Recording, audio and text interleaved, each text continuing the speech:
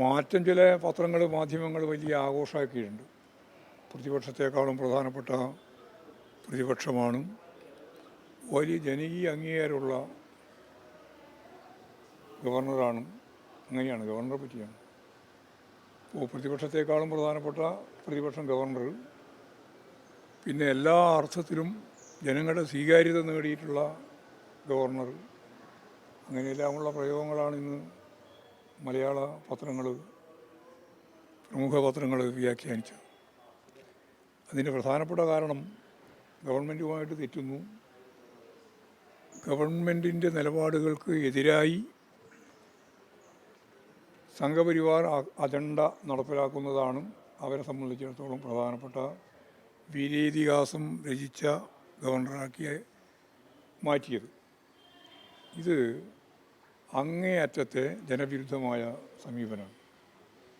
കാരണം ഗവർണർ ഭരണഘടനാപരമായിട്ടാണ് പ്രവർത്തിക്കേണ്ടത്, കമ്മ്യൂണിസ്റ്റോ കോൺഗ്രസോ നോക്കിയിട്ടല്ല. ഭരണഘടനാപരമായ രീതിയിൽ പ്രവർത്തിക്കുന്നതിന് പകരം ഭരണഘടനാ വിരുദ്ധമായ നിലപാടുകളാണ് ഗവർണർ സ്വീകരിച്ചത്. നിയമസഭ പാസ്സാക്കുന്ന നിയമങ്ങൾക്ക് അംഗീകാരം കൊടുക്കാതിരിക്കുക, സുപ്രീം കോടതി ഇടപെടുമ്പോൾ അതൊരു തരത്തിലും പിന്നീട് പൊങ്ങാത്ത രീതിയിൽ ഇന്ത്യ യൂണിയൻ പ്രസിഡന്റിലേക്ക് അയക്കുക തുടങ്ങിയ ഇതേവരെ കേട്ടുകേൾവിയില്ലാത്ത രീതിയിലുള്ള ഭരണഘടനാ വിരുദ്ധമായ സമീപനമാണ് ഗവർണർ സ്വീകരിച്ചിട്ടുള്ളത് എന്ന് അന്നും ഇന്നും നാളെയും നിലവിലുള്ള ഗവർണറെ സംബന്ധിച്ചിടത്തോളം പരാതി കേരളത്തിലുണ്ട്.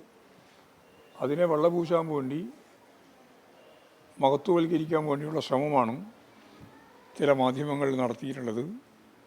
അത് തികച്ചും കേരള വിരുദ്ധമായ സമീപനമാണ് എന്നാണ് എനിക്ക് പറയാനുള്ളത്.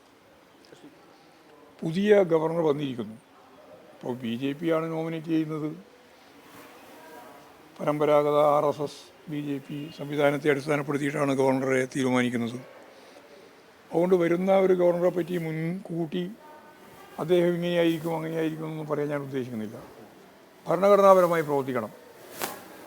ഭരണഘടനാപരമായ പ്രവർത്തനം എന്ന് പറയുമ്പോൾ ഇപ്പോൾ ചില മാധ്യമങ്ങൾ പറയാൻ ശ്രമിക്കുന്നത്, ഇനി ഗവർണർ കൂടി വന്ന് ഇടതുപക്ഷ ജനാധിപത്യ മുന്നണി ഗവൺമെൻറ്റുമായി ചേർന്ന് മുമ്പോട്ടേക്ക് പോകുന്ന അവസ്ഥ വരുമോ എന്നതിനെപ്പറ്റി ആലോചിച്ചുകൊണ്ടിരിക്കുകയാണ്. അങ്ങനെയാണ് വേണ്ടത്. അതല്ലേ ഭരണഘടനാപരമാണ് കേരളത്തിലെ ഗവൺമെൻറ്, ഭരണഘടനാപരമാണ് ഗവർണർ. അവർ ഭരണഘടനാപരമായ രീതിയിൽ, അതാണ് യോജിപ്പിൻ്റെ അടിസ്ഥാനം. ഭരണഘടനാപരമായ നിലപാട് സ്വീകരിച്ചുകൊണ്ട് യോജിച്ച് മുന്നോട്ടേക്ക് പോകുന്നതിന് സാധിക്കേണ്ടിയുണ്ട്. മറ്റ് മുൻവിധികളെ പറ്റിയൊന്നും ഞാനിപ്പോൾ പറയാൻ തയ്യാറാവുന്നില്ല. തികച്ചും ശരിയായ നിലയിൽ ഒരു മുൻവിധിയുമില്ലാതെ കേരളത്തിലെ ജനങ്ങൾ ആഗ്രഹിക്കുന്ന രീതിയിൽ ഗവൺമെൻറ് പാസ്സാക്കുന്ന നിയമങ്ങളും നിയമനിർമ്മാണത്തിനാവശ്യമായ സഹായങ്ങളും എല്ലാം ചെയ്തു കൊടുത്തുകൊണ്ട് മുമ്പോട്ടേക്ക് പോകുന്ന ഒരു ഗവർണറെയാണ് ഈ കേരളം മുഴുവൻ ഇതുവരെ കണ്ടത്. അതിൽ നിന്ന് വ്യത്യസ്തമായിരുന്നു ഇപ്പോഴത്തെ ഉണ്ടായിരുന്ന ഗവർണർ. അത് മാറി ശരിയായ രീതിയിൽ ഭരണഘടനാപരമായ ഉത്തരവാദിത്വം നിർവഹിച്ചു പോകുന്ന ഒരു സമീപനത്തിലേക്ക് ഗവർണർ എത്തണം എന്നാണ് ഗവർണറെ സംബന്ധിച്ചുള്ള ഞങ്ങളുടെ കാഴ്ചപ്പാട്. ഞങ്ങൾക്ക് ഇതിൻ്റെ അകത്തൊരു മുൻവിധിയുമില്ല.